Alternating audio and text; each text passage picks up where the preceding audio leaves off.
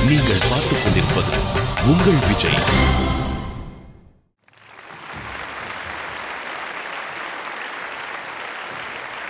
Welcome to பெரிதினும் பெரிது கேள். இது தமிழக கல்லூரிகளுக்கு இடையே நடக்கும் பெரும் விவாதம். தமிழில் ஒரு பிரம்மாண்டமான டிபேட் ஷோ. பெரிதினும் பெரிதுகளினுடைய இரண்டாவது கட்டத்திற்கு உங்களை வரவேற்கிறேன். பெரிதினும் பெரிதுகளினுடைய முதல் சுற்றில் வெற்றி பெற்று இரண்டாவது கட்டத்திற்கு வந்திருக்கிறீங்க. முதலாவதாக மனோன்மணியம் சுந்தரனார் பல்கலைக்கழக மாணவர்கள் திருநெல்வேலி. இவர்களோடு விவாதிக்க போவது, இவர்களோடு மோத போவது பெரியார் பல்கலைக்கழக மாணவர்கள் சேலம். இன்றைக்கு பெரிதினும் பெரிதுகள்ல நம்ம விவாதிக்க போகின்ற தலைப்பு, எந்த வாழ்க்கை முறை சிறந்த வாழ்க்கை முறை? கொண்டாட்டமான வாழ்க்கை முறையா அல்லது கட்டுப்பாடான வாழ்க்கை முறையா? இந்த தலைப்பை நம்ம ஏன் எடுத்தோம் அப்படின்னா, இது ரொம்ப முக்கியமான ஒரு விஷயம்.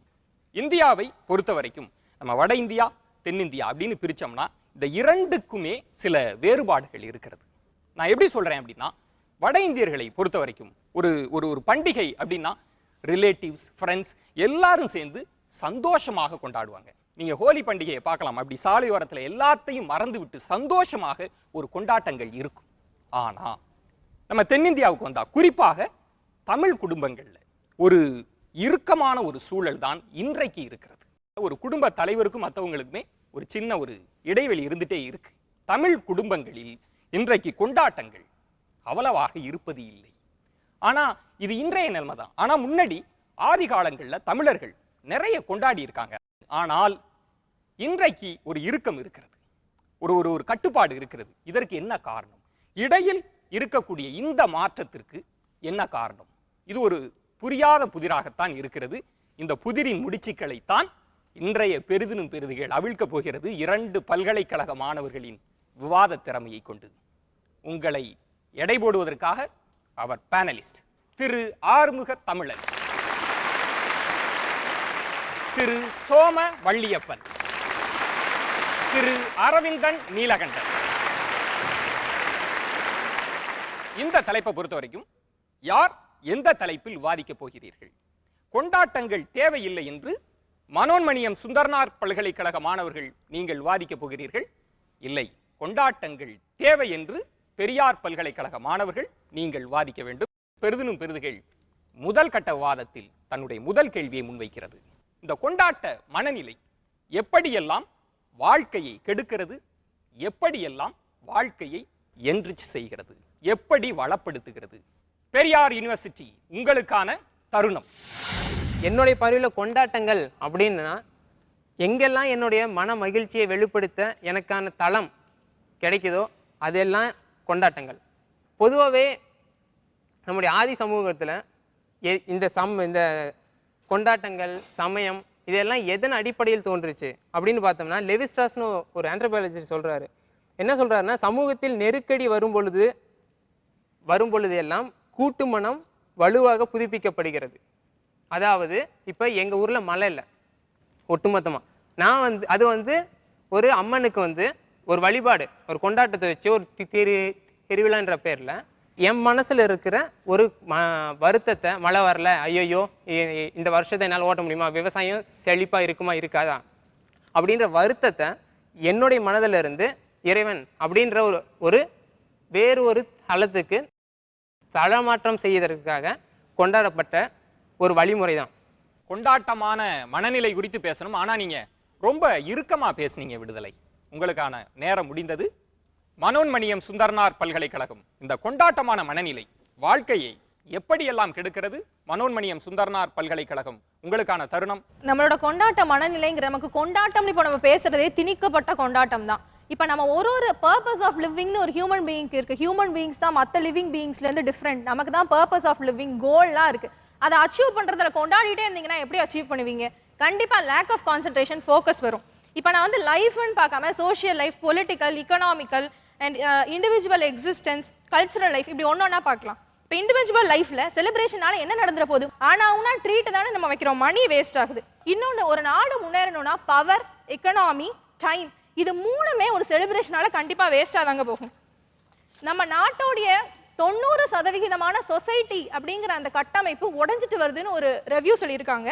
நம்ம யாருக்குமே ஒரு சோஷியல் ரெஸ்பான்சிபிலிட்டி உண்டு. செலிப்ரேஷன்ல போய் நம்ம அதை இழந்துடுறோம். நம்ம ஒரு கன்சியூமரைஸ்டு சொசைட்டிக்குள்ள இருக்கிறதுனால எது கொண்டாட்டம், எது உங்க மேல திணிக்கப்பட்ட கொண்டாட்டம்ங்கிறது நமக்கு தெரிய மாட்டேங்குது. ரீசெண்டா கூட நீங்க பஸ் டே கொண்டாடினதை பார்த்திருப்பீங்க. நம்ம மாணவர்கள் எவ்வளவு ஒரு டிராஃபிக்கை ஃபாலோ பண்ணணுங்கிறதுக்காக கொண்டாடுற ஒரு பஸ் டேல எவ்வளவு தூரம் கலாச்சார அட்டூழியம் நம்ம பண்ணோம். குடும்ப விழா, கோயில் கொடை, எந்த விழாவாக இருக்கட்டும்ங்க, அதுல ஆடம்பரத்தை தான் நம்ம வெளிப்படுத்துதோம். எந்த ஒரு வேல்யூஸ் அதை நம்ம வெளிப்படுத்துறதே கிடையாது. நேச்சுரல் ரிசோர்ஸஸ் நம்ம டிப்ளாய்ட் பண்றவங்க, நம்மளோட எலக்ட்ரிசிட்டி, வாட்டர் கன்சம்ஷன் ஒரு செலிப்ரேஷனால எவ்வளவு தூரம் அஃபெக்ட் ஆகுது. நம்ம படிக்கிற பிள்ளைங்களுக்கு வந்து எலக்ட்ரிசிட்டி இல்லைங்க, ஆனா நம்ம ஒரு கல்யாணத்துக்கு எவ்வளவு எலக்ட்ரிசிட்டி கன்சியூம் பண்றோம், நம்ம ஒரு செலிப்ரேஷனுக்கு எவ்வளவு எலக்ட்ரிசிட்டி கன்சியூம் பண்றோம். செலிப்ரேஷன்ஸ் ஏற்றத்தாழ்வை தான் ஏற்படுத்தும். முத்துலட்சுமி, நிறைய விஷயங்கள் கடகடன்னு சொன்னீங்க. உங்கள் நேரடி வாதத்திற்கான தருணம். ஒரு ஊர் திருவிழானா எல்லா சாதி சமய மக்களும் ஒன்றா சேர்ந்து தான் கோயில் கொண்டாடுறாங்க. அட்லீஸ்ட் ஒரு வரியாவது கட்டுறாங்க. அந்த ஒரு பேசிக் உரிமையாவது உண்டாக்குது. இன்னொன்று ஒரு தோழமை உணர்வு. நீங்க இப்ப சொல்றீங்க கோயில் கொடை விழாலலாம் எல்லாமே உறவுகள் பலப்படுது அப்படின்னு சொல்றீங்க. முன்ன மாதிரி கோயில் கொடை விழாக்கு நம்ம வந்துட்டு இருக்கோமா? குடும்பமா நம்ம குடும்பம் ஒன்றிணைதா கோயில் கொடை விழால? அதை சொல்லுங்க பார்க்கலாம். அதுக்கப்புறம் நம்ம கோயில் கொடை விழால வரியெல்லாம் சேர்த்து எல்லாரும் ஒண்ணு போல இருக்கணும். இப்ப இல்லைங்க, எங்க ஊர்ல இப்பதான் ரீசெண்டா 1 வீக்கு முன்னாடி கோயில் கொடை விழா முடிஞ்சிருக்குங்க. எவ்வளவு சண்டை தெரியுமா? ஆளுக்கு ஒருத்தர் நாங்க இந்த நிகழ்ச்சியை தான் ஆர்கனைஸ் பண்ணுவோம், அதை தான் ஆர்கனைஸ் பண்ணுவோம்னு சொல்லிட்டு நிகழ்ச்சி எல்லாமே மக்களை டெப்ளீட் பண்ற மாதிரி நிகழ்ச்சிகளை தான் போட்டு காட்டுறாங்க. என்ன இம்ப்ரூவ்மெண்ட் இருக்குங்க? இதுக்கு பதில் சொல்லுங்க.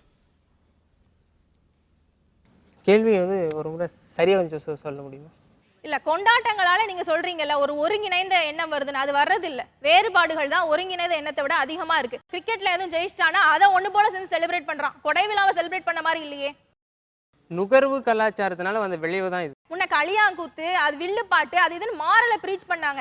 இப்ப சினிமா பாட்டுக்கு டான்ஸ் ஆடுறோம் கொடை விழால. என்ன ரெலவன்ஸ் இருக்கு? என்ன மாரல் வேல்யூ? யார் அங்க ஒன்றிணைகிறா? விடுதலை இதற்கு ஸ்ட்ரைட்டான பதில். இவை அனைத்தும் நுகர்வு கலாச்சாரத்தால் வந்த விளைவு.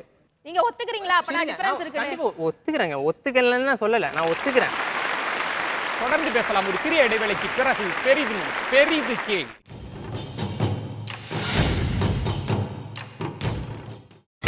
நீங்கள் பார்த்துக் கொண்டிருப்பது உங்கள் விஜய். வெல்கம் பேக் டு பெரிது கேள்வி. இது தமிழக கல்லூரிகளுக்கு இடையே நடக்கக்கூடிய பெரும் விவாதம். இன்றைக்கு மனோன்மணியம் சுந்தரனார் பல்கலைக்கழக மாணவர்களும் பெரியார் பல்கலைக்கழக மாணவர்களும் வாழ்க்கையில் கொண்டாட்டங்கள் தேவையா தேவையில்லையா இது குறித்து தான் விவாதித்துக் கொண்டிருக்கிறார்கள். நாம் தொடர்ந்து பேசலாம். பெரிதுகளினுடைய அடுத்த கட்டம் இது. ரொம்ப ஸ்ட்ராங்கான கேள்வி. எது மேம்பட்ட சமூகம்? இதைத்தான் நம்ம முன்வைத்திருக்கிறோம். எது மேம்பட்ட சமூகம்? இந்த கொண்டாடக்கூடிய மனநிலைகளை எல்லாம் தவிர்த்து விட்டு இந்த பாலிஷ்டான நடைமுறைகளை கொண்ட சமூகமா, இல்ல திருவிழாக்கள், பண்டிகைகள், கெட் டுகெதர் ஆகிய நடைமுறைகளை எல்லாம் கொண்டாடக்கூடிய சமூகமா? ரமேஷ் பாபு, உங்களுக்கான வாதத்தை துவக்கலாம். எது மேம்பட்ட சமூகம்? மேம்பட்ட இந்த வார்த்தைக்கான அர்த்தம், இந்த வார்த்தைக்கான புலம் என்னன்னு பார்த்தீங்கன்னா முதிர்ச்சி நிலை. ஒரு விளையாட்டுத்தனமா, ஒரு சின்ன பிள்ளைத்தனமா இல்லாமல், குழந்தைத்தனமா இல்லாமல், பார்க்குற விஷயத்தெல்லாம் கேட்குற ஒரு விஷயமா இல்லாமல் ஒரு முதிர்ச்சி நிலை, ஒரு அறிவு தெளிந்த நிலை, அனுபவம் வாய்ந்த நிலை. எது வேணும் நமக்கு, எது பயன்படக்கூடியது, எது சமூகத்தோட விளிமையத்தை தட்டி எழுப்பக்கூடியது, எது நம்மளோட அடையாளத்தை பதிவு செய்யக்கூடியது, எது பொது அடையாளத்துக்குள்ள நுழையாமல் தடுக்கணும்னு நினைக்கிறது, இந்த விஷயத்தெல்லாம் யோசித்து அதற்கான முடிவுகளை தரவு செய்து நுழைப்பது. முற்போக்குவாதிகள், சிந்தனையாளர்கள், எழுத்தாளர்கள் இவர்களை எல்லாம் பயன்படுத்தி இவர்களை உருவாக்கி மேலே கொண்டு வந்து அவர்கள் வழியாக இளைஞர்களுக்கு என்ன சொல்லணும், இந்த காலத்து இளைஞர்களுக்கு என்ன சொல்ல வேண்டி இருக்குது, அதை சொல்கிறதுக்கு தான் இந்த மேம்பட்ட சமூகம். இந்த மேம்பட்ட சமூகத்தில் நான் இப்போ வரைக்கும் சொன்ன வரைக்கும் கொண்டாட்டங்கள் எந்த விதத்துலையுமே உபயோகப்படுறது இல்லை. ஏன் அப்படின்னா தன்னுடைய சிந்தனையை தொகுக்கிற காலகட்டமே 10 வயது டீனேஜ் தான். இந்த டீனேஜில் அவனோட முதல் போதை நுகர்வுன்றது அந்த கொண்டாட்டத்தில் தான் அவன் பெறுறான். அவனோட முதல் போதை நுகர்வு அதில் அடக்ட் ஆகிறவன் வாழ்க்கை பூரா சமூகத்துக்கு புறம்பானவனை மாறிடுறான். அவங்களோட களியாட்டங்களுக்கும் அவங்களோட கேளிக்கைக்கும் அவங்களே விருந்தாகிடுறாங்க. தமிழருக்கான ஒரு திருமண முறை நம்மள்ட்ட இல்லை, கண்டிப்பாக இல்லை. நமக்கான ஒரு கோவில் கூட இல்லை. யாருமே நெருங்க முடியாத ஒரு சமூகமாக தனித்தனியாக திவலைகளாக பிரிஞ்சுட்டே இருக்கிறாங்க. இருந்தாலும் நமக்கு ஒரு தனித்த அடையாளம் தேவைப்படுது. உலகத்துக்கு நான் இவன் சொல்கிறதுக்கு ஒரு அடையாளம் தேவைப்படுது. அந்த அடையாளத்தை நிரூபிக்கிறதுக்கும் கொண்டாட்டம் இல்லாத சமூகம் தேவை, எந்தவித போதை நுகர்வும் இல்லாத சமூகம் தேவை. இந்த ஆதி தமிழர்களை பற்றிலாம் பேசுனாங்க. ஆதி தமிழர்கள் அவங்க கொண்டாட்டம்னு சொல்லலை, அவங்க அது வந்து அறிவுறுத்தல் நிகழ்ச்சி. ஒரு வில்லுப்பாட்டு, ஒரு கச்சேரி, ஒரு கும்பாட்டம் அப்படின்னா அது ஒரு கலவிக்கான ஒரு பள்ளி, அது ஒரு பாலியல் வேதியில் இருக்கும். அதை நம்ம எடுத்துக்கிறது இல்லை. அது ஏதோ காம கல்யாட்டமாக அதை பார்க்க ஆரம்பிச்சிட்டாங்க. அப்படி இல்லை, அது ஒரு அறிவுறுத்தல் முறை. அதை நம்ம கொண்டாட்டமாக எடுத்துக்கிட முடியாது. கொண்டாட்டம் அது இல்லை, மகிழ்வு மட்டுமே கொண்டாட்டம் இல்லை.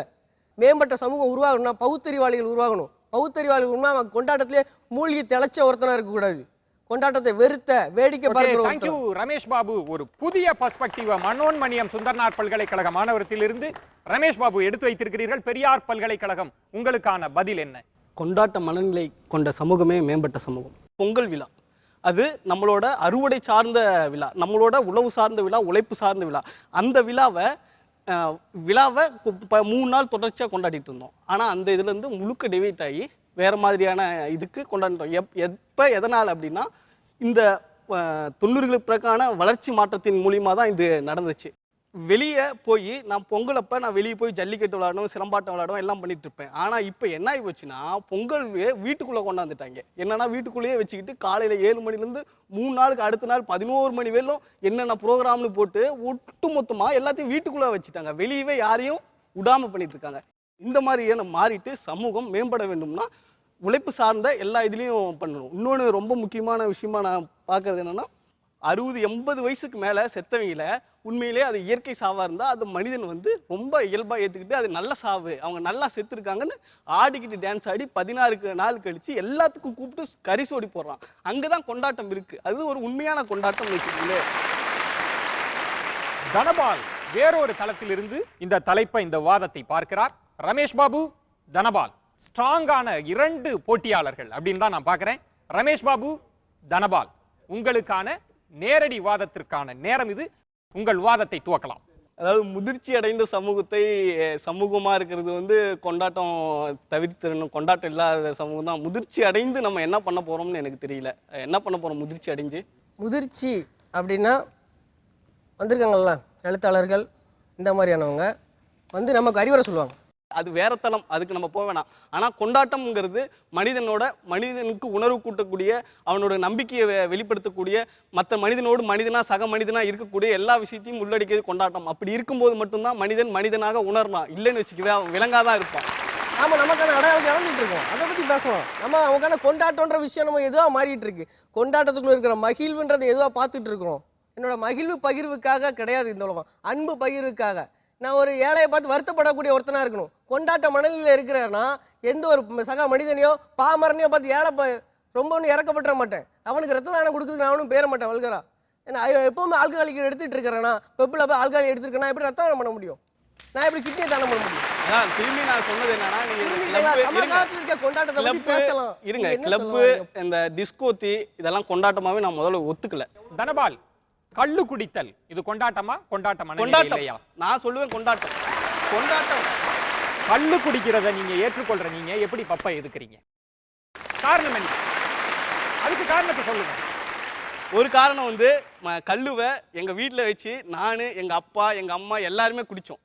ஓகேவா? அதாவது கல் அப்படிங்கிறது போதை வந்து நமக்கோட உணவாகவே வந்து முன்னோர்கள் கொடுத்த ஒரு விஷயம். கல்லுங்கிறது இன்னும் கூட சொல்ல முடியும், ஒத்த மரத்து கல்லை குடித்தா நோய் நொடி இல்லாமல் வாழ முடியும். அது வந்து பச்சை புள்ளகாரி கூட கொடுத்த எவிடன்ஸு மற்றதெல்லாம் இருக்குது.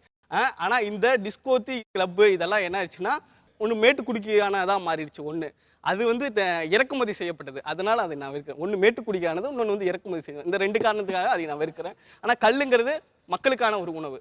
தமிழ்நாடு முழுவதும் கள்ளுக்கடை திறக்கப்பட்டா நீங்க ஒத்துப்பீங்களா மாட்டீங்க? கண்டிப்பா ஒத்துக்குவேன் நான்.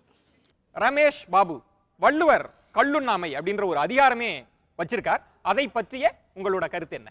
அதாவது சமணத்தை இழுத்துட்டு வரக்கூடிய ஒரு நிகழ்வுல வந்து கல் அந்த பண்பாட்டோட கலந்து இருக்கிறாங்க மக்கள். அந்த பண்பாட்டை மறுக்கிற மாதிரியான விஷயங்கள் அவங்களுக்கு இருக்கும். அறிவுறுத்தன்ற அவனுக்கு அங்கேயும் தான் அதான் அறிவுறுத்தல் அவனுக்கு சொல்ல வேண்டியிருக்கு. கல்லுண்ணாமை, புலால் உண்ணாமைன்னு சில விஷயங்கள் அவனுக்கு சொல்ல. நீங்க பழைய பண்பாடுகள் அதெல்லாம் ஏற்றுக்கொள்ளக்கூடிய, அதெல்லாம் ஏத்துக்கிறேன் அப்படின்னு சொல்லக்கூடிய நீங்கள் வள்ளுவர் சொன்ன அந்த கல்லுண்ணாமையை ஏற்றுக்கொள்வீர்களா? அந்த கோட்பாடை ஒத்துக்கிறீங்களா? இல்ல, ஏத்துக்க முடியாது. ஏன் ஏத்துக்க மாட்டீங்க? கல் என்பது மருந்து, பேறுகாலானவங்க கொடுப்பாங்க கிராமங்கள்ல. அது நம்ம சரியா இன்னும் அந்த மருந்துக்கான விஷயத்துக்கு அவனை கொண்டு போகல, வெறும் போதைக்கான விஷயமாவே வச்சிருக்கிறோம். சமுதாயத்துல பண்பாட்டுல இருக்கிற அந்த விஷயத்த போதைக்கானது இல்லை, அது பெருவாரியான மருந்து. அதாவது மிகையான அடிபட்டுருச்சு அப்படின்னா, பனைமரத்துலேருந்து ஒருத்தர் கீழே வந்துட்டானா அவனுக்கு முதல்ல கொடுக்குற கல் தான், வழியை போக்குற ஒரு விஷயம். அவன் வெறும் கழிப்புக்கான ஒரு விஷயமா மட்டுமே பார்க்கல, இருந்துச்சு அது ஒரு மூலையில தான். பெண்கள் குடிச்சாங்க, களைப்பு தீர்றதுக்காக குடிச்சாங்க, அந்த விஷயமா பார்க்கணும். அதை மருந்துன்ற ஸ்டேஜுக்கு நம்ம எடுத்துகிட்டே போக மாட்டோம். அப்படி நிறைய விட்ட விஷயங்கள் இருக்கு, காட்டை நிறைய விட்டோம், அப்படி எக்கச்சக்கமான விஷயங்களை நம்ம விட்டுட்டோம். அதை நம்ம மருந்துன்ற ஸ்டேஜுக்கு எடுத்துட்டு போகணும், பரவாயில்லாக்கணும், உலகம் பூரா கொண்டு போகணும். நம்ம அதை நமக்கு கூட அடையாளம் பதிவு செய்யப்படும். அதை விட்டுட்டு மறுபடியும் அந்த கழிப்புக்குள்ளேயே தான் இருக்கணும். கல்லுன்ற கழிப்புக்கான விஷயம், கல்லுன்ற கூத்தாடுறதுக்கான விஷயம், அதையே தான் பார்த்துட்டு இருக்கோமே தவிர நம்ம அந்த மருந்துக்கான விஷயம் கொண்டு போகணும். சரியோ தவறோ, ரமேஷ் பாபு, தனபால் கல்லை பற்றிய ஒரு பெரிய விவாதத்தை பெரிதும் பெரிதுகள் பதிவு செய்திருக்கிறார். ஆறுமுக தமிழன், ரமேஷ் பாபு, தனபால், இந்த 2 பேரோட பேச்சை நீங்க எப்படி பார்க்கிறீர்கள்? இவர்கள் பேசியதுல உள்ள நிறைகள் குறைகள் என்ன? 2 பேருமே மிகச்சிறப்பாக பேசினார். ரமேஷ் பாபு ஆரம்பம் ரொம்ப தெளிவான ஆரம்பம். இவர் அதை ரொம்ப சரியா எதிர்கொண்டார் தனபாலை நான் இந்த நிகழ்ச்சி தொடங்கினதுல இருந்து பார்த்துக்கிட்டே இருக்கேன். எப்போதும் ஒரு சிரிப்போடையே இருந்தார், ஒரு கொண்டாட்ட மனோபாவத்தோடையே இருந்தார். அதனால ஒரு நல்ல மனோபாவம், இயல்பாகவே கொண்டாடுகிற மனோபாவத்தோட இந்த கள்ளை குறித்து அவர் எதிர்கொண்ட போது, கள்ளை பற்றி எதிர்கொண்ட போது அவர் ஒரு சரியான எடுப்பு ஒன்று எடுத்தார். ஆனால் அதை தொடர்ந்து தொடுக்கலை. கள்ளை நான் என் அம்மா அப்பாவோட குடிக்க முடியும், பீரையோ விஸ்கியையோ ஸ்காட்சையோ என்னால் அப்படி குடிக்க முடியாது. ஆகையினால கள்ளு தான் எனக்கு கொண்டாட்டமானது, ஏனென்றால் அதை என்னுடைய குடும்பத்தோடு என்னால் பகிர்ந்து கொள்ள முடிகிறது. ஆனால் இதில் ஒரு சிக்கல் இருக்குது. இந்த கள்ளுண்ணாமை அப்படிங்கிற விவாதத்தை பற்றி ஒரு கருத்து கேட்கப்பட்டதுனால திருவள்ளுவர் கள்ளுண்ணாமை சொல்கிறார். ஆனால் தமிழ் மரபு தொடர்ந்து கல் உண்டு கொண்டே இருக்கிறது. பதிற்றுப்பத்தில் ஒரு பாட்டில் போருக்கு முன்னாலும் பின்னாலும் கல்லுண்ணுகிற மரபு தமிழ்நாட்டில் இருக்குது. இவன் மன்னன் முடாவில் கல் வச்சு வீரர்களுக்கு பூரா ஊற்றி கொடுக்குறான். இவன் பூரா முடாவில் கப்பை விட்டு விட்டு கல்லை மோந்துக்கிட்டே இருக்கான். அந்த பானை, அதனால அந்த கல் ததும்பி ததும்பி அந்த பானை தள்ளாடுது. பானை தள்ளாடுவதை பார்ப்பதற்கே அதுவும் ஏதோ கல்லினுடைய போதை ஏறி தள்ளாடுவதை போல ஒரு தோற்றம் ஒன்று உண்டாகிறது என்று கல்லை பற்றிய தொடர்ந்த விவரணை தமிழ் சமூகத்தில், பழைய தமிழ் சமூகத்தில், சங்க இலக்கியத்தில் சொல்லப்பட்டு கொண்டே இருக்கு. கல் ஒரு புறக்கணிக்கப்பட்ட கருவியாக பார்க்கப்படல. ஒரு கட்டத்தில் சமணம் மாதிரியான வெளிச்சமயங்கள் தமிழ்நாட்டிற்குள் நுழைகிற போது ஒரு கிரிட்டிசிசம் ஒன்று வைக்கப்படுகிறது. முயன்று அறிவை தொகுக்கிறீர்கள், முயன்று தொகுக்கப்பட்ட அறிவை நீங்களே முயன்று ஏன் இழக்க வேண்டும் அப்படிங்கிறது தான் அதன் மேலான கிரிட்டிசிசம். ஒவ்வொரு அனுபவமாக, ஒவ்வொரு அடியாக பட்டுப்பட்டு பட்டறிவின் மேலும் படிப்பறிவின் மேலும் தொகுக்கப்பட்ட அறிவு, இப்படியாக தொகுக்கப்பட்ட அறிவை கள்ளுண்ணுவதின் பேரிலும் அல்லது இது மாதிரியான போதையூட்டுகிற கொண்டாட்டங்களின் உங்கள் மனத்தை செலுத்துவதின் பேரிலும் நீங்கள் முயன்று தொகுத்த அறிவை இழக்க வேண்டிய அவசியம் என்ன? ஆகையினால் அறிவை ஊன்றுகோலாக கொண்டு கடந்து செல்ல வேண்டிய தூரத்தை நீங்கள் இழந்து விடுகிறீர்கள். அறிவு என்கிற ஊன்றுகோலை தூக்கி போட்டுவிட்டு தள்ளாட்டத்தில் ஈடுபட்டு விடுகிறீர்கள். ஆகையினால கொண்டாட்டம் வேண்டாம் என்பதுதான் அதன் மேலான விமர்சனம். ஆகையினால இந்த கள்ளுண்ணாமை முதலிய விவகாரங்கள் எல்லாம் வைக்கப்படுகின்றன. இப்போ தீர்மானிச்சுக்க வேண்டியது நான் அடைய வேண்டிய இலக்கு எது அப்படிங்கிறது தான். நான் அறிவை ஊன்றுகோலாக கொண்டு வேறொரு இடத்த அடைய போகிறேன் அப்படின்னு சொன்னால் நான் இந்த கொண்டாட்டங்களை எல்லாம் தவிர்த்துட்டு இவற்றிலிருந்து விலகிய ஒரு மனோநிலைக்கு நான் வந்தாக வேண்டிய கட்டாயம் இருக்கிறது. இல்லை, கொண்டாட்டமே எனது சமயம், செலிப்ரேஷன் இஸ் மை ரிலிஜன் அப்படின்னு நீங்கள் தீர்மானிச்சிட்டீங்க அப்படின்னு சொன்னால் கொண்டாட்டத்தை கண்டிப்பதில் எந்த அர்த்தமும் இல்லை. அப்படியாக இருக்கிற கட்டத்தில் அவர் பப்பில் போய் உட்கார்ந்து குடிச்சிட வேண்டியது தான். அதை மட்டும் நான் தள்ளுவேன் அப்படின்னு நான் சொல்லக்கூடாது. கொண்டாட்டம் எனக்கான வாழ்முறை, கொண்டாட்டத்தின் வழியாகவே நான் மேலெழும்புகிறேன் அப்படின்னு தீர்மானிக்கிறதா இருந்தா அப்புறம் அதில் கல் என்ன ஸ்காட்ச் என்ன ரெண்டும் ஒரே மாதிரியான கொண்டாட்டம்னு தீர்மானிக்கிறது தான் அதில் உள்ள லாஜிக்கல் எண்டு. அதனால் மிகச்சரியான இடத்தை நோக்கி இந்த விவாதம் இந்த தளத்தில் நடந்திருக்கு அப்படின்னு நான் நினைக்கிறேன். 2 பேருமே மிக சமமான நிலையில் மிகவும் கருத்து ரீதியாக இதை விவாதித்தார்கள். Thank you sir. நாம் தொடர்ந்து பேசலாம் ஒரு சிறிய இடைவேளைக்கு பிறகு. பெரிது கேள்.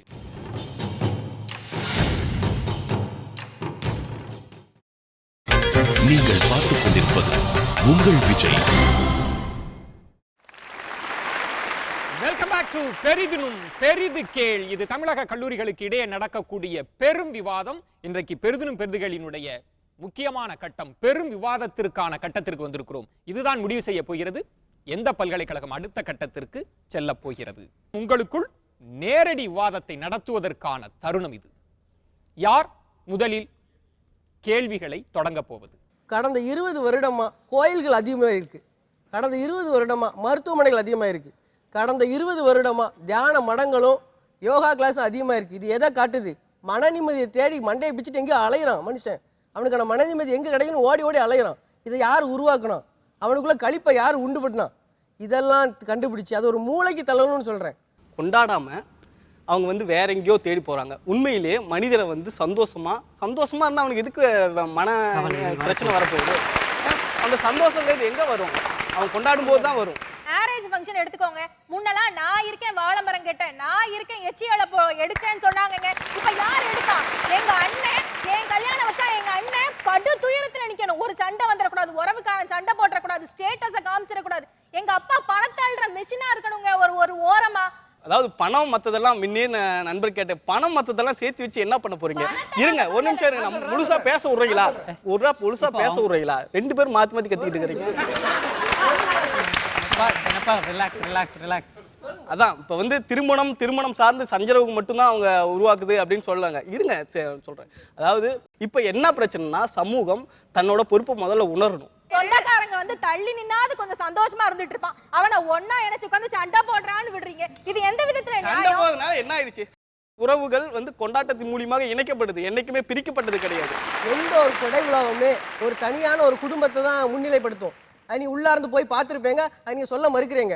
எந்த ஒரு சமூகத்தை பின்புலமா கொண்டிருக்கும்? எந்த சமூகத்துமே பின்புலம் இல்லாம சுடதை மடலோ பேச்சமோ இல்ல.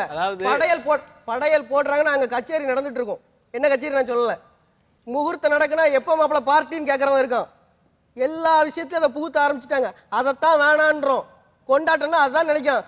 இந்த விஷயத்துக்குள்ள உள்ளார்ந்து நானும் இருக்கிறேன், நானும் தாங்க சிக்கி இருக்கிறேன். நீங்க சொல்ற கொண்டாட்டத்துக்குள்ள நானும் ஒருத்தனா தான் இருக்கிறேன். என்ன மாத்திர நான் வெளியே வரணும்னு நினைக்கிறேன், என்ன சமூகத்தை வெளியே எடுத்து வரணும்னு நினைக்கிறேன். ரொம்ப அருமையான இது என்னன்னா அவர் மனம் சார்ந்த பிரச்சனையா இது பார்க்க வேண்டியது இருக்கு. என்னன்னா கொண்டாட்டம் மற்றதெல்லாம் நான் இது பண்ணாம நான் வந்து ஒரு முதிர்த்த அறிவு சார்ந்த ஒரு சமூகத்தை நான் கட்டமைக்க விரும்புறேன் அப்படின்னா கண்டிப்பா முடியாது. கொண்டாட்டத்தின்குள்ளே தான் ஒவ்வொரு விஷயமும். இப்ப என்ன ஒரு விஷயம் இது ஒரு விவாதம் மேடை, இதுவும் ஒரு கொண்டாடணும். அப்பதான் வந்து அடுத்த தகரத்துக்கு நகர்த்த முடியும். உங்க நாடுகள்ல இருக்க, அதாவது உங்க பகுதி நாடு அப்படின்னு தான் வந்து இலக்கியங்கள்ல பதிவாகுது. அந்த பகுதியில் இருக்கக்கூடிய சொல்லாட்சி நாடு போதல் அப்படின்னு இருக்கா? ஒத்துக்கிறீங்களா? இலக்கியத்தை பேசலாமா? அப்பனா ஆரம்பிக்கலாமா? சங்ககாலம் இருந்து கடைசியா ஐரோப்பியர் வருகை முன்னாடி இருந்த சிற்றிலக்கியங்கள் பரணி, கலம்பகம், உலா எல்லாத்தையும் எடுத்து வச்சாலுமே தனி மனித துதிப்பாடல் தான். சமூகத்துல விளிம்புல கடக்கிறவனை பத்தி அது பேசவே இல்லை. பள்ளுப்பாட்டு உட்பட அந்த உள்ளுக்குள்ள ஆய்வுகள் எல்லாமே என்ன சொல்லுது அப்படின்னா அங்கேயும் பண்ணையார்ன்றவன் போற்றப்படுதான். ஊடகங்கள் என்ன பதிவு செய்யுது? இந்த கொண்டாட்டத்தை எந்த விதமா பாக்குது? இந்த கொண்டாட்டத்துக்கு பின்னாடி இருக்கிற சமயவாதிகள் யாரு? இந்த கொண்டாட்டத்தை வச்சுட்டு அரசியல் பண்றவங்க யாரு? இந்த கொண்டாட்ட தேவை இந்த நாட்டில் புகுத்தணும்னு நினைக்கிற வெளிநாட்டுல இருந்து போடுறாங்க ஊசி மருந்து, அது யாரு? அவங்க மாவட்டங்கள்ல மது ஊட்டுங்கிற ஒரு செயல் குமரி மாவட்டத்தில் இருக்கு. 2வது நாடு போதல் அப்படிங்கிறது இருக்கு. அங்க வாழ்வியல் பிரச்சனை சார்ந்த பிரச்சனை, கல் பிரச்சனை அப்படிங்கிறது இன்னைக்கு அவங்க மாவட்டங்கள்ல இருந்து தான் வந்து முன்னோக்கி அந்த போராட்டங்களை கொண்டு போயிட்டு இருக்காங்க. அது தெரியாம அவங்க வந்து பேசிட்டு இருக்காங்க. கல்லில் ஆல்கஹால் அப்படிங்கிறது வந்து ரொம்ப கம்மி. சிறிய கல் பெரினே எமக்கு மண்ணே, பெரிய கல் பெரினே யாம் பாட தாம் மகிழ்ந்துண்ணும் மண்ணே. சிறிய பெரினே எமக்கு மண்ணே, பெரிய கல் பெரினே பேசுங்க, நீங்களே பேசுங்க. கல்லு உன்றா மன்னனோட சேர்ந்து புலவன் எப்படி அரசு உருப்பிடும்? மன்னனும் ரொம்ப நல்லவன் கிடையாது. நீ தூக்கி வச்சு ஆடுற அளவுக்கு ரொம்ப நல்லவன் கிடையாது. வள்ளலா இருந்து அப்பவும் அவனுக்கு துதி பாடுற புலவர்களை போட்டிட்டே இருந்தான். அதான் புலவர்கள் உண்மையை பேசல. உங்களுக்கான ஆசிட் டெஸ்ட் கேள்வி இது. உங்களுக்கான ஒரு மைய கேள்வி அடுத்த கட்டத்தில் நான் வைக்கிறேன். ஒருத்தர் தான் பேசணும். இதற்காக நம்ம நிறைய விஷயங்கள் பேசிட்டே இருந்தோம். நம்ம கலாச்சாரம் சார்ந்தெல்லாம் பழமை சார்ந்து நிறைய விஷயங்கள் பேசிட்டோம். இப்ப நவீன கால கொண்டாட்டங்கள், அதுல பப் கல்ச்சர் கூட இருக்கலாம். இந்த நவீன கால கொண்டாட்டங்களில் இருக்கக்கூடிய நியாயங்கள் என்ன என்று பெரியார் பல்கலைக்கழகம் நீங்கள் பேச வேண்டும். மனோன்மணியம் சுந்தர்னார், உங்களுக்கான கேள்வி என்னன்னா, பழமையான அந்த கொண்டாட்டங்களை ஏன் திரும்பி கொண்டு வரக்கூடாது, மீண்டும் ஏன் அதை கொண்டு வரக்கூடாது என்று நீங்கள் பேச வேண்டும். முதல்ல மனோன்மணியம் சுந்தர்னார் பல்கலைக்கழக மாணவர்கள். போர்க்கால சமூகம் என்பது அங்க இருந்துச்சு. சாகிறத கூட கொண்டாட்டம் நினைச்சிட்டு இருந்தான். அதாவது நெஞ்சில, அதாவது பிறந்த குழந்தை ஆண் குழந்தை இறக்கும் போது நெஞ்சில கீறி அவனை புதைப்பாங்க. அதாவது அந்த விஷயத்தை கூட அது மன்னனோட அடிமை, மன்னன் நிலைமையிலிருந்து யோசிச்சு பார்த்தா அந்த அரசியல் புரியும். அதாவது மனிதன் பிறக்கிற மனிதன் எல்லாமே போருக்கு பயன்படுத்துற ஆயுதமாவே இல்ல. ரமேஷ் பாபு, நீங்க சங்கம் லிட்ரேச்சர் அங்க போக வேண்டாம். ஒரு 100 வருஷத்துக்கு முன்னாடி நடந்த விஷயங்கள், ஒரு 50 வருஷத்துக்கு முன்னாடி நடந்த விஷயங்களை பேசினா சரியா இருக்கும் அப்படின்னு நான் நினைக்கிறேன். 50 வருடங்களுக்கு முன்னாடி அப்படின்னா சமயங்கள் தான் எல்லாமே வச்சிருந்துச்சு. கொண்டாட்டம் என்பதை ஆதரிக்கக்கூடியது. பக்தி இல்லாம கொண்டாட்டம் என்பதே கிடையாது அவங்களுக்கு. எந்த ஒரு விஷயமா இருந்தாலும் சரி. நில வைக்கிறதுலேருந்து கடைசி அம்மிக்கல் வைக்கிற வரைக்கும் அவனோட கொண்டாட்டம் தொடர்ந்துட்டே இருக்கும். இது எல்லாமே பக்தியோட சம்மந்தப்பட்டே இருந்துச்சு. இதில் அவன் தனி மனித மகிழ்வை காட்டிலும் அந்த பெருமிதமும் ஏதோ ஒரு வித மூட நம்பிக்கை அவனுக்குள்ள உள்ள சாட்சாந்திரமாகவே இருந்துகிட்டே வந்திருக்கு. இது ஒரு வகுப்பினரால் கடத்தப்பட்டாலும் கூட இது இப்போ பரவலாக தெளிக்கப்பட்டிருக்கு. எல்லா சமூகத்துக்குள்ளும் இதை ஏற்றுக்கிட ஆரம்பிச்சிட்டான். அந்த திரைப்படங்களை விரிவு செய்யுது. எந்த மாதிரியான சமய பூசல்களோட மூட நம்பிக்கை சேர்ந்து கொண்டாட்டமாக வழங்குறது, இந்த மூணையும் சேர்ந்து வழங்குறது மூலமாக எல்லா சமயத்துக்காரனும் அதை ஏற்றுக்கலாம். பொதுவான ஒரு விஷயத்தை அடையாளத்தை பதிவு செய்ய விரும்புகிறாங்க. அந்த விஷயத்த வேண்டாம், நமக்கான தனித்த அடையாளம் வேணும் அப்படின்னா அந்த மாதிரி விஷயங்கள்லாம் ஒதுக்கிட்டு தனக்கான விழுமியங்களை தேடுற ஒரு பரவலாக ஆய்வுகளை உண்டாக்கணும். தேங்க்யூ ரமேஷ். பெரியார் பல்கலைக்கழகம் யார் பேச போறீங்க? இப்போ ஐடி ஃபீல்டில் 40,000 50,000 அப்படின்னு கை நிறைய சம்பாதிக்கிற அந்த ஒரு சமூகம் அதுதான் வந்து இன்னைக்கு பப்புக்கு போகிற ஒரு சூழல் இருக்கு. அவங்க முக்கியமாக தேடி போகிற ஒரே விஷயம் அவங்க சொல்கிறது, நாள் முழுக்க நாங்கள் வேலை பார்க்குறோம். ரெண்டாவது, கால் சென்டரில் வேலை பார்க்கும்போது நாங்கள் இங்கே பகலாக இருக்கும்போது அங்கே நைட்டாக இருக்கும். இது 2 முரண்பாடுகள், 2 முரண்பட்ட இந்த சமூகங்களுக்கு நடுவில் நாங்கள் வேலை பார்க்குறோம். அப்படி இருக்கும்போது எங்களுக்கு நாங்கள் இரவுகளில் பணி புரிஞ்சுட்டு பகலில் போகிறோம். அப்போது எங்களுக்கு வாரத்தில் ஒரு நாள் ரிலாக்ஸேஷன் வேணும். அப்போது இதில் வந்து நிச்சயமாக ஒரு நியாயம் இருக்குது. Thank you Arunkumar, thank you Ramesh Babu. 2 பேருமே அவங்கவுங்க தரப்புல ரொம்ப நல்ல கருத்துக்களை முன்வைத்திருக்கிறீர்கள். பெரிதினும் பெரிதுகளினுடைய 2வது கட்டத்திலிருந்து 3வது கட்டத்திற்கு செல்ல போகும் பல்கலைக்கழகம் எது? தீவிரமான போட்டி நடந்து கொண்டிருக்கிறது. அதற்கு முன் ஒரு சிறிய இடைவேளை. பெரிதினும் பெரிது கேள்.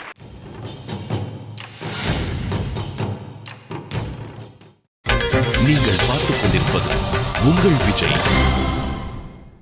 வெல்கம் பேக் டு பெரிதினும் பெரிது கேள். இது தமிழக கல்லூரிகளுக்கு இடையே நடக்கக்கூடிய பெரும் விவாதம். இன்றைக்கு மனோன்மணியம் சுந்தரனார் பல்கலைக்கழக மாணவர்களும் பெரியார் பல்கலைக்கழக மாணவர்களும் கொண்டாட்டம் என்கிற தலைப்பில் விவாதித்துக் கொண்டிருக்கிறார்கள்.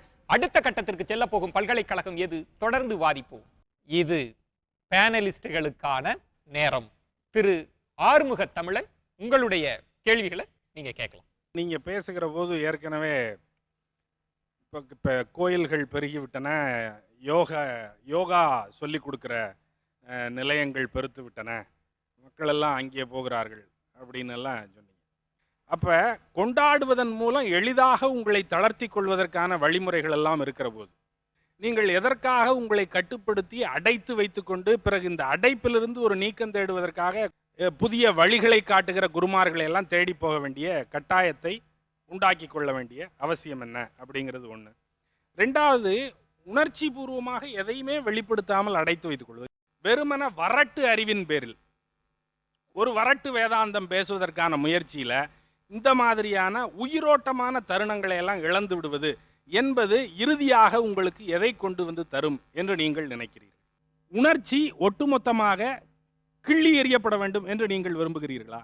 மனிதன் உணர்ச்சி பூர்வமாக வாழக்கூடாது, அறிவுபூர்வமாக மட்டுமே வாழ வேண்டும் என்பதுதான் உங்களுடைய ஒட்டுமொத்த தரப்பாக இருக்கிறது.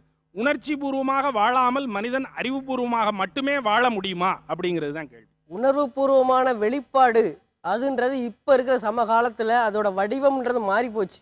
தழுவுதல், அணைத்தல், கை குலுக்குதல், புன்னகைத்தல், நன்மொழி பேசுதல், இவை எல்லாத்தையும் இழந்துட்டு நான் உங்களுக்கு ஒரு கோல்டன் பென் வாங்கி கொடுத்தா நீங்கள் ரொம்ப சந்தோஷப்பட்டுருவீங்க, இல்லை நீங்கள் எனக்கு ஒரு பார்ட்டி டின்னர் வச்சுட்டீங்கன்னா நான் ரொம்ப சந்தோஷப்பட்டுருவேன். இந்த மாதிரியான கொண்டாட்டம்னு சொல்கிற பேரில் மகிழ்ச்சியை வெளிப்படுத்துகிற ஒரு அன்பை பரிமாறிக்கிற ஒரு விஷயமா மாறிட்டு இந்த மாதிரி விழுமியங்களை எடுத்துகிட்டு வர வேண்டாம், அதை தடுத்து நிறுத்தணும். சொசைட்டிக்கு அது வேண்டாம். எது வேணும், சமகாலத்தில் எது தேவை, இதைத்தான் பகுத்தறிவாளிகள் செய்வாங்கன்னு நான் நினைக்கிறேன். எது தேவை? உறுதி செய்யப்பட்ட, தெரிவு செய்யப்பட்ட, பகுத்தறிவு தன்மையுடைய, முற்போக்கு தன்மையுடைய, அனைத்து விழுமியங்களையும் பார்க்கக்கூடிய, விளிம்புகளே இல்லாத, மையம் ஒன்றே கருவான ஒரு சமூகம். இல்லை, இதில் முற்போக்குங்கிற வார்த்தையெல்லாம் நம்ம தவிர்த்துருவோம். பகுத்தறிவு சார்ந்த அப்படிங்கிறத நான் ஒப்புக்கொள்கிறேன். இங்கே உங்களுக்கு அந்த கடைசி சுற்றில் ஒரு சிரமம் ஒன்று இருந்துச்சு. அதாவது நவீன கால கொண்டாட்டங்களை எல்லாம் நியாயப்படுத்துதல் அப்படிங்கிறதுல அதில் உங்களுக்கு இருந்த திண்டாட்டம் ரொம்ப வெளிப்படையாகவே புலப்பட்டது. இவற்றையெல்லாம் எந்த அடிப்படையில் நியாயப்படுத்துறது?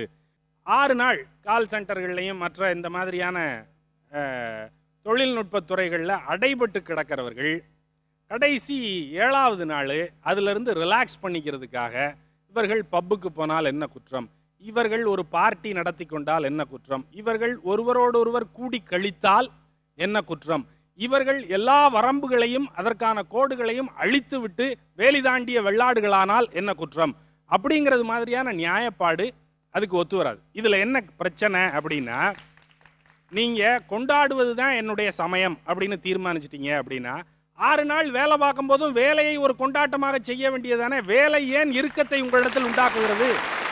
வேலைங்கிறது நீங்கள் மகிழ்ச்சியாக செய்கிற போது தானே அது பூத்து குலுங்குகிற வேலையாக இருக்கும். 6 நாள் பல்ல கடிச்சிக்கிட்டு சனியனேன்னு இந்த வேலையை செஞ்சுவிட்டு 7ஆவது நாள் போய் நான் தண்ணி அடித்து கொண்டாடி குதூகலிக்கிறேன் அப்படின்னு சொன்னால் இது கொண்டாட்ட மனோநிலை இல்லை. 6 நாள் நீங்கள் கட்டுப்பட்டு தான் இருக்கீங்க. கட்டுப்பட்டு இருக்கலைன்னா உங்களுடைய வாழ்க்கை செழிக்காதுன்னு நீங்கள் நம்புறீங்க. அப்படின்னா அந்த தரப்பை நீங்கள் பேசுகிறீங்க. Thank you sir. திரு சோமவள்ளியப்பன், உங்களுடைய கேள்விகளை கேட்கலாம். கொண்டாட்டம் என்பது ஏதோ ஒன்றை பற்றிய பெருமை, ஏதோ ஒன்றை பாராட்டுவது, ஏதோ ஒன்றை ஆராதிப்பது, அங்கீகரிப்பது, அதுதான் கொண்டாட்டம். இந்த அணியில் கேட்குறேன், அதன் மீது ஒரு வெறுப்பு இருக்கிறதா, ஒரு பயம் இருக்கிறதா, கொண்டாடுகிறவர்கள் வெற்றி பெற்று விட்டார்களோ என்கிற சந்தேகம் இருக்கிறதா, நம்மால் கொண்டாட முடியவில்லையே என்ற கோபம் இருக்கிறதா? ஒன்று. ரெண்டாவது கேள்வி, உழைக்கும் வர்க்கம் அதிகம் இருக்கிற, சிரமப்பட்டு கொண்டிருக்கிற நாடுகளிலே இருக்கிற சமுதாயங்களிலே கொண்டாட்டம் இல்லையா? மே தினம் கொண்டாடப்படவில்லையா? எப்படி நமக்கு ஏன் அதை பற்றி ஒரு வெறுப்பு இருக்க வேண்டும்? சந்தோஷமாக இருப்பது நம்முடைய உரிமை. வாழ்வதற்கு நமக்கு எல்லா உரிமையும் இருக்கிறது. சந்தோஷ தருணங்களை ஏன் கொண்டாடக்கூடாது? ஆனா இப்ப உள்ள சொசைட்டி கொண்டாட்டம்னா இதுதானே நமக்கு ஒரு ஸ்டாண்டர்டா ஒரு இது சொல்லிட்டாங்க சார். அதுல இருந்து நம்ம வெளியே வந்தா அது நமக்கு கொண்டாட்ட மாதிரியே தெரியல சார். நான் ஒரு எக்ஸாம்ல பாஸ் ஆயிட்டேன் அப்படின்னா சும்மா சாக்லேட் கொடுக்கறது மட்டும் கொண்டாட்டம் நம்ம ஏத்துக்கிறது இல்ல சார். நம்ம யூத் பவர் தண்ணி அடிச்சு பார்ட்டிக்கு போய் என் ஃப்ரெண்ட்ஸ் கூட சேர்ந்து நல்லா கொண்டாடினாதான் அது பேர் கொண்டாட்டம்னு இப்ப கட்டமைப்பு அப்படி இருக்கு சார். அதை தான் நாங்க வேண்டாம்னு சொல்றோம். ஒருத்தருடைய கொண்டாட்டம் கெடுதலை தான் விளைவிக்குதுன்னு தான் சார் சொல்றோம். கொண்டாடவே கூடாதுன்னு சொல்லலாம். அந்த கொண்டாட்டத்துக்கான முறைகளை தீமைகளை மட்டும் தவிர்க்கணும்னு சொல்றீங்க. கண்டிப்பா கண்டிப்பா சார். எளிமையான கொண்டாட்டங்கள் கண்டிப்பா என்னைக்குமே ஒருத்தர் வந்து அதுதான் வெற்றி. எளிமையான கொண்டாட்டங்கள் வேண்டும். சரி, இப்போ உங்க பகுதியில் கேட்பதற்கு நீங்க உங்களுடைய பார்வையில் யாராவது ஒருத்தர் சொல்லுங்க, கொண்டாட்டம் என்பதை டிஃபைன் பண்ண சொன்னா, வரையறை சொல்ல சொன்னால் நீங்கள் எப்படி சொல்லுவீர்கள்? எது கொண்டாட்டம்? மகிழ்ச்சியான அனைத்து தருணங்களுமே வந்து கொண்டாட்டங்கள் தான் சார். மகிழ்ச்சியான தருணங்களை கொண்டாடுவீர்கள். எப்படி கொண்டாடுவீர்கள்? நீங்க இப்போ அவங்க சொல்றாங்க பர்த்டே, பார்க்க முடிகிறதா, சகிக்க முடிகிறதா, எவ்வளோ பேருக்கு தொந்தரவு கொடுக்குற கொண்டாட்டம். ரொம்ப அழகான பாயிண்ட்லாம் அவங்க சொன்னாங்க. உங்களுடைய கொண்டாட்டம் அடுத்தவருடைய சுதந்திரத்துக்குள்ளார மூக்க நுழைக்கிறதா, அடுத்தவர்களை கலாட்டா செய்வதா, பெற்றோரை துன்பப்படுத்துவதா? உங்களுடைய கொண்டாட்டம் தான் என்ன சார்? கொண்டாட்டத்தோட அதாவது எல்லாருமே சேர்ந்து மகிழ்ச்சியா, அது எந்த மாதிரி வேணாலும் இருக்கலாம். இல்லை, அதை பற்றி நமக்கு ஒரு தெளிவு வேண்டும் என்கிறேன். கொண்டாட்டம் என்றால் என்பதை பற்றி ஒரு தெளிவு வேண்டும். எது கொண்டாட்டம், எது கொண்டாட்டம் இல்லை என்பதை பற்றி. இதுல என்ன புதிர் அப்படின்னா சார், கல்யாணத்துல கொண்டாடுவோம், நல்லா டான்ஸ் ஆடுவோம் அப்படின்னு சொல்றதுக்கு கூட கொஞ்சம் தயங்குறாங்க. இவங்களுக்கு அதுதான், இவங்க கொண்டாட்டத்தை பத்தி பேச வந்திருக்காங்க. ஆமா, பட் டான்ஸ் ஆடுறது கொண்டாட்டத்தை தமிழ் மனசு கொஞ்சம் எதிர்க்குது. Thank you sir. அரவிந்தன் நீலகண்டன். என்னுடைய கேள்வி முதல் ரமேஷ் பாபு, நீங்கள் ஒரு முற்போக்கு சமுதாயம் அப்படின்னு சொன்னீங்க. அந்த முற்போக்கு சமுதாயம் எப்படி கட்டமைக்கப்பட வேண்டும் அப்படிங்கிறதுக்கு நீங்கள் ஒரு ப்ளூ பிரிண்ட் கொடுத்தீங்க. அது எழுத்தாளர்கள், சிந்தனையாளர்கள், அறிவுஜீவிகள் இவங்கெல்லாம் சேர்ந்து கட்டமைக்கக்கூடிய ஒரு முற்போக்கு சமுதாயம். அந்த சமுதாயத்தில் கொண்டாட்டங்களுக்கு இடம் இருக்காது அப்படிங்கிறது உங்களுடைய நிலைப்பாடு. நான் உங்களை புரிஞ்சுக்கிட்டது சரிதானே? சரிதான்.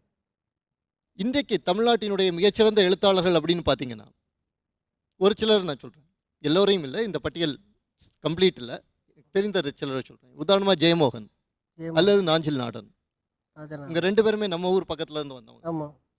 அவர்களுடைய எழுத்துக்கள் நீங்கள் பார்த்தீர்கள் என்று சொன்னால் முழுக்க முழுக்க அது நம்முடைய ஊர் திருவிழாக்கள், நம்முடைய ஊர் பண்பாட்டினுடைய மகிழ்வான தருணங்கள், இது எல்லாத்தையும் ரெக்கார்ட் பண்ணி அதிலிருந்து இவங்க வந்திருக்காங்க அப்படிங்கிறத நமக்கு பார்க்க முடியுது. குறிப்பாக ஜெயமோகனினுடைய பின்தொடரும் நிழலின் குரலில் ஒரு முழுக்க ஒரு அறிவுஜீவி இறுதியில் நீத்தார் கடன் விழாவில் அவன் தன்னுடைய உச்சத்தை அடைகிறான் அப்படிங்கிறத அவர் காட்டுறார். இப்படிப்பட்ட ஒரு விஷயத்தில், இப்படிப்பட்ட ஒரு சூழ்நிலை இருக்கும் பொழுது இந்த அறிவுஜீவிகள் எழுத்தாளர்கள் கட்டமைக்கக்கூடிய சமுதாயத்தில் திருவிழாக்களுக்கு கொண்டாட்டங்களுக்கு இடம் இல்லை அப்படின்னு நீங்கள் எப்படி சொல்ல முடியும்? முற்போக்கு எழுத்தாளர்கள் என்னுடைய வாசிப்பில் அவங்க முதன்மையானவர்களாக இருக்காங்க. எனக்கு ராமசாமி இருக்கிறாரு, அப்புறமா எனக்கு பின்னாடி அப்புறமா சில கட்சிகள் பேர் சொல்ல விரும்பல. சில புரியுது நீங்க சொல்ல எழுத்தாளர்கள் என்று நீங்கள் வரையறை செய்தவர்களினுடைய அடிப்படையில் உருவாக்கப்படக்கூடிய சமுதாயத்தில் கொண்டாட்டம் இருக்காது. கொண்டாட்டம் அதுக்கு தேவையே இருக்காது. இதே போல நீங்கள் சொல்லக்கூடிய முற்போக்கு தன்மை கொண்ட எழுத்தாளர்கள் இவங்கெல்லாம் சேர்ந்து 2 நாடுகளில் பெரிய வல்லரசை கட்டமைத்தார்கள். அங்கே உள்ள அவ்வளவு பாரம்பரியமான விழாக்களையும் இல்லாமல் ஆக்கினார்கள்.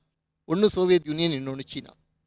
Marks Engels. அப்போ நீங்கள் விரும்பக்கூடிய ஒரு எதிர்காலம் இப்படிப்பட்ட ஒரு எதிர்காலமாக உங்களுடைய குழந்தைகள் இப்படிப்பட்ட ஒரு எதிர்காலத்தில் வாழ்வதை விரும்புகிறீர்கள்? அந்த மார்க்ஸ் ஏங்கல்ஸுமே என்னுடைய படிப்பினை தான். சோவியத் யூனியன்ற அந்த புரட்சிகரமான அந்த நாடு பறந்த ஒரு விஷயத்தை ஏற்படுத்த முயன்று தோத்துருக்காங்க. அந்த விஷயத்த என்னுடைய சூழ்நிலைக்கு ஏற்ற மாதிரி நான் எப்படி கட்டமைக்கணும்? அவங்க தோத்த மாதிரி நான் தோற்றக்கூடாது. அதில் ஒரு 10 லட்சம் பேர் இறந்தாலும் பிரச்சனை இல்லை. அப்படி இல்லை. அது வந்து பயங்கரவாத அமைப்புக்குள்ள போயிடும். எந்தவித இழப்புமே இல்லாத சமுதாயத்தை கட்டமைக்க முடியும். நம்ம எல்லாம் நிச்சயமாகவே சிந்திக்கிற ஒரு ஆற்றல் பெற்றவங்க தான் மனிதன்கள். அப்படிங்குமா நம்ம அதை கொஞ்சம் இன்னும் கொஞ்சம் சிந்திக்கலாம். அதற்கான தொழில்நுட்பத்தை பயன்படுத்தலாம். நம்மளுடைய சூழலுக்கு ஏற்ற மாதிரி நிச்சயமாக சிந்திச்சு எந்தவித அழிவுமே இல்லாத கொண்டாட்டமே இல்லாத ஒரு சமுதாயத்தை படைத்திட முடியும். நான் உங்ககிட்ட மாறுபட்டால் கூட உங்களுடைய கருத்துக்கள் மிக தெளிவாக இருக்கிறது. நன்றி, பாராட்டுகள். அருண்குமார், ஒரு விஷயம் நீங்கள் சொன்னீங்க, எனக்கு அது கொஞ்சம் ஆச்சரியமாக இருந்தது. ஒரு கல்லூரி மாணவர் இதை பற்றி பேசுகிறார் என்று. ஆனால் அதுக்கு பிறகு நீங்கள் அதை தொடவே இல்லை. விழாக்களுக்கும் தந்திராவுக்கும் ஏதோ கனெக்ஷன் இருக்குது அப்படின்ட்டு சொன்னீங்க. ஆனால் அது நீங்கள் அது பிறகு பேசவே இல்லையே. அது என்ன கனெக்ஷன் அப்படிங்கிறத சுருக்கமாக நீங்கள் விளக்க முடியும்? 5 வகையான பஞ்ச மகரங்கள் அப்படின்னு சொல்லுவாங்க. ஆதி தாந்திரீக மரபு அப்படிங்கிறது தாய் தெய்வம், அதனுடைய வழிபாட்டு மரபு, வேளாண்மை சடங்கு, இது எல்லாமே வந்து ஆதியில் பெண் தான் உற்பத்தியினுடைய அடையாளம். பெண் எப்படி வந்து இனப்பெருக்க அதாவது உயிர்களை உற்பத்தி செய்கிறாலோ அதே மாதிரி பூமியும் வந்து உற்பத்தி செய்யும் பயிர்களை. அப்படிங்கிற இந்த போல செய்தல், இந்த அடிப்படையான பண்புகள் தான், இந்த மனித பண்புகள் தான் வந்து பின்னாடி ஒரு மிகப்பெரிய சமய தத்துவங்கள் வளருவதற்கான ஒரு சூழலை அமைச்சிருக்கு. சிந்து வழியில் கிடைச்ச ஒரு முத்திரை வந்து ஒரு பெண் தலைகீழாக நிர்வாண நிலையில் இருக்கிற ஒரு முத்திரை. அந்த முத்திரையிலிருந்து பிறப்புறுப்பிலிருந்து ஒரு செடி வளர்கிற மாதிரி இருக்குது. அப்போ இது சொல்லக்கூடிய விஷயம் அதுதான். அப்போது ஒரு பெண் எப்படி உயிரை உருவாக்குறாலோ அந்த மாதிரி இந்த பூமியும் பயிரினங்களை உயிர்களை உருவாக்குது. அப்போது பெண்ணுக்கு தான் இந்த பவர் இருக்குது அப்படின்னு நினச்ச ஆரம்பகட்ட சமூகம். அதிலிருந்து படிப்படியாக அந்த பெண் சமூகம் எப்படி வேளாண்மைக்கு வந்தது, அதன் பின்னாடி எப்படி ஆண் சமூகத்துக்கு மாறி போச்சு, ஆண் சமூகத்தில் வந்து எப்படி அவங்கள ஆக்குபை பண்ணிவிட்டு அவங்க வந்து மேலே வந்தாங்க அப்படிங்கிற மாதிரியான விஷயங்கள் தாங்க இதில் இருக்குது. நமக்கான தமிழருக்கான தனித்த பாரம்பரிய அடையாளம் தத்துவ மரபு அப்படிங்கிறது பொருள் முதல்வாத சிந்தனை தான். பெரியார் வந்து ரொம்ப தெளிவாகவே அதை சொல்லியிருப்பார். இப்போது இந்த பொருள் முதல்வாத கருத்துக்கள் இதெல்லாமே வந்து எங்கேருந்து உருவாகி இருக்குது அப்படின்னு பார்க்கும்போது நம்ம அந்த ஒட்டுமொத்த எதுவும் தெரியாத எல்லாத்தையுமே ஏற்றுக்கக்கூடிய அந்த மனநிலையிலிருந்து தான் நம்ம பெற முடியாது. அப்போ அந்த தாந்திரிக மரபு இன்னைக்கு நம்ம ஒரு சாமியை சொல்கிறோம், அந்த சாமியை வந்து ஏன் பெண்ணாக மாற முயற்சி பண்ணுறார், அந்த இடத்துல இன்னொருத்தர் அவரையும் வந்து ஏன் பெண்மையாக அடையாளப்படுத்துகிறாங்க. அப்படி அடையாளப்படுத்தும் போது அந்த பெண் தான் விளைச்சலுக்கான அடையாளம் அப்படிங்கிறது இருக்கு. நன்றி, தேங்க்யூ சார். இரண்டாம் கட்டத்திற்கு வந்து 2 பல்கலைக்கழகமே ஒரு பெரும் விவாதத்தை நடத்தி இருக்கிறீர்கள். வாழ்த்துக்கள். கொண்டாட்டம் என்கிற தலைப்பின் கீழ் மனோன்மணியம் சுந்தரனார் பல்கலைக்கழக மாணவர்களும் பெரியார் பல்கலைக்கழக மாணவர்களும் ஒரு கடும் விவாதத்தை நடத்தி முடித்திருக்கிறார்கள். போட்டி மிகவும் கடுமையாக இருக்கிறது. அடுத்த கட்டத்திற்கு செல்ல போகும் பல்கலைக்கழகம் எது, பேனலிஸ்ட் அறிவிக்க இருக்கிறார்கள். அதற்கு முன் ஒரு சிறிய இடைவேளை. பெரிது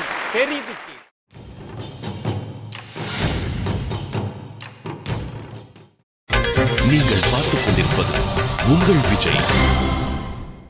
வெல்கம் பேக் டு பெரிது கேள். இது தமிழக கல்லூரிகளுக்கு இடையே நடக்கும் பெரும் விவாதம். இன்றைக்கு மனோன்மணியம் சுந்தரனார் பல்கலைக்கழக மாணவர்களும் பெரியார் பல்கலைக்கழக மாணவர்களும் ஒரு கடுமையான விவாதத்தில் ஈடுபட்டுக் கொண்டிருக்கிறார்கள். அடுத்த கட்டத்திற்கு செல்ல போகும் பல்கலைக்கழகம் எது, தொடர்ந்து பார்க்கலாம். ஒரு பதட்டமான தருணம். ஏன்னா 2 பல்கலைக்கழகமுமே சம அளவுல தான் இந்த பெரும் விவாதத்தை நடத்தியிருக்கீங்க. உண்மையில் எந்த பல்கலைக்கழகம் அடுத்த கட்டத்திற்கு செல்ல போகிறது? நிறைய பேர் நிறைய விஷயங்கள் பேசியதுனால யார் அந்த ஸ்டார் ஸ்பீக்கர், எல்லாருக்குமே ஒரு ஆவல் இருந்துட்டே இருக்கு. யார் செல்ல போகிறீர்கள், யார் அந்த ஸ்டார் ஸ்பீக்கர் பேனலிஸ்ட்? இதில் ரொம்ப கவனிக்கத்தக்க பேச்சுக்களை பேசியவர்கள் 3 பேர். மனோன்மணியம் சுந்தரனார் அணியில் ரமேஷ் பாபுவும், பெரியார் பல்கலைக்கழக அணியில் அருண்குமாரும் தனபாலும். இவர்கள் பேசிய பேச்சுக்களில், குறிப்பாக அருண்குமாரும் ரமேஷ் பாபுவும் பேசிய பேச்சில் இவர்களுடைய படிப்பின் பின்புலம் தெரிஞ்சிச்சு. 2 பேருமே ஏறத்தாழ பொருள் முதல்வாதத்தினுடைய பின்புலத்தை தங்களுக்கு சார்பான கொள்கையாக கொண்டிருந்தாலும் கூட அதை வேறொரு இடத்துல அவர் எடுத்து காட்டினதும் தாந்திரிக மரபு என்கிற இடத்துலேருந்து, அதுவும் தேவி பிரசாத் சட்டோபாத்தியாயை முன்வைத்து ஒரு பொருள் முதல்வாதியை முன்வைத்து ஒரு தாந்திரிக கருதுகோளை அவர் சொன்னதும், இந்த பக்கத்தில் மார்க்ஸு எங்கல்ஸு என்கிற நிலையில் இவர் பேசியதும் கவர்ச்சிகரமானதாக இருந்தது. தனபால் பேசியது ரொம்ப அடிப்படையான நடைமுறை அறிவின் பேரில் பேசிய பேச்சாக, எந்த கருதுகோளின் மேலும் தன்னுடைய தனிச்சார்பை நிறுத்தாமல் இயல்பான நடைமுறை அறிவின் பேரில் பேசிய பேச்சாகவும் இருந்தது. இருந்தாலும் ரொம்ப அழுத்தமாகவும் அரவிந்தர் நீலகண்டன் கேள்விய கிட்டி கேள்விகளுக்கெல்லாம் சிக்காமலும் தனக்கு ஒரு நிலைப்பாடு இருக்கிறது என்பதை எடுத்து வைத்தார் என்கிற நிலையில் இதனுடைய சிறப்பு பேச்சாளராக ரமேஷ் பாபு சிறந்த பேச்சாளர், ஸ்டார் ஸ்பீக்கர். அடுத்து எந்த பல்கலைக்கழகம் இரண்டாம் கட்டத்திற்கு வந்திருக்கிறீர்கள்? மூன்றாம் கட்டத்திற்கு செல்ல போகின்ற அந்த பல்கலைக்கழகம் எது? திரு அரவிந்தன் நீலகண்டன், நீங்க அறிவிக்கலாம் சார். எல்லோருமே நாங்கள் 3 பேருமே ஃபீல் பண்ணது, 2 பேருமே நன்றாக செய்தார்கள். ஆனால் டீம் ஒர்க், பகிர்ந்து கொண்ட விதம், இது எல்லாத்தையும் வச்சு நாங்கள் பார்க்கும் பொழுது பெரியார் பல்கலைக்கழகம்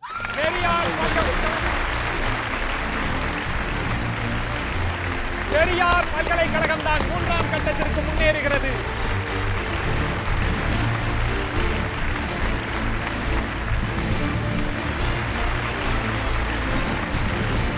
இந்த வாரம் பெரியார் பல்கலைக்கழக மாணவர்கள் தான் பெரிதினும் பெரிதுகளினுடைய 2வது கட்டத்தில் இருந்து 3வது கட்டத்திற்கு செல்கிறார்கள். மீண்டும் அடுத்த வாரம் சந்திப்போம். பெரிதினும் பெரிதுகே.